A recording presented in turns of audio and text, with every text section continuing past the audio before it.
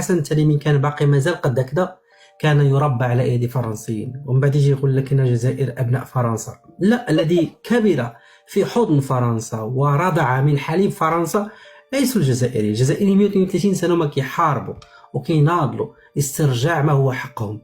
نفس القضيه كتوقع مع الناس ديال الصحراء الغربيه، يريدون القتال. لان من 1991 فاش الحسن الثاني هو اللي طلب ايقاف النار، غير هذه فضيحه.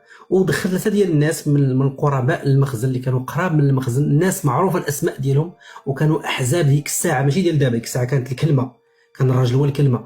قالوا لا، نحن الصحراء مغربيه، فادخلهم السجن. يعني كيفاش واحد يعني مول الفكره ديال المسيره الكحله وروج للعالم ان الصحراء مغربيه وروينا، اصبح هو من يقول ان الصحراء غربيه وادخل المغاربه السجن. ولكن هذا التاريخ الاسود الذي لا يريدون معرفه المغاربه، وهذا كاين في الحقيقه. هذه مطلقه، ماشي زعما جبت لي شي حاجه من عندي. ويجي ما يرضاش، علاش انت طالع مع الجزائريين كدير هذا الشيء؟ واش بغيتي ندير؟ نكذب؟ شنو بغيتيني ندير؟ نكذب عليك؟ نقول لك ان الحسن المقبور هو اللي طلب ايقاف النار وهناك شروط وقال نعم هناك استفتاء. ونزيدك في 1999 بعدما ولى يعني وجلس على العرش محمد السادس، قال هناك استفتاء وهناك اعداء يريدون عرقله الاستفتاء.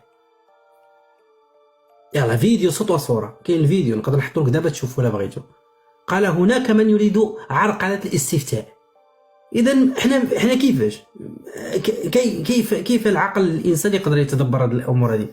مره تقولون ان الصحراء مغربيه، مره تقولون انها غربيه، مره تقولون استفتاء، مره تقولون حكم ذاتي.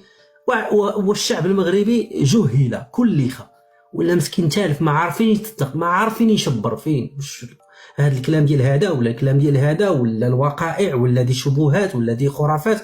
1999 كان فوتوشوب، ارشيف. يعني الارشيف هو اللي كيحكم على الانسان.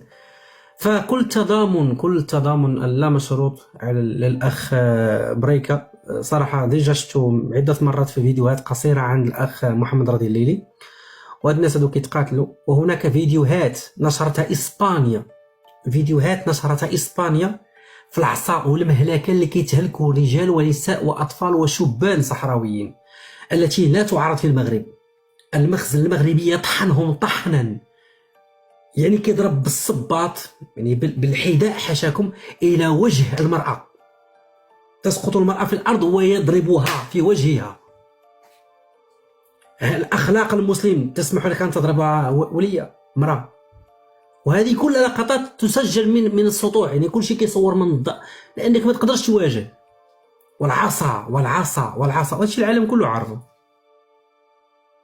هادشي غير اللي تشاف راه قليل، اما اللي ما تشافش، اما اللي تخطف. واذا كنا نتكلم على البوليزاريو او الصحراويين، اجي نشوفوا شنو دار الحسن الثاني في الشعب المغربي اللي ماشي صحراويين. ماذا فعل في اهل، بلا ما نقول الريف، مغاربه من الحوز ومناطق اخرى عذبوا في التزمامات. فهل التزمامات كانوا فيها صهاينه؟ لا، كانوا فيها ريافه، كانوا فيها شكون؟ صحراوه، كانوا فيها مغاربه، شباب يدرس وشابات واساتذه ومعلمين كانوا يقتلون. وباقي تزمامات كاينه بشهاده العالم. اذا من يطحن الشعب المغربي هم العلويين.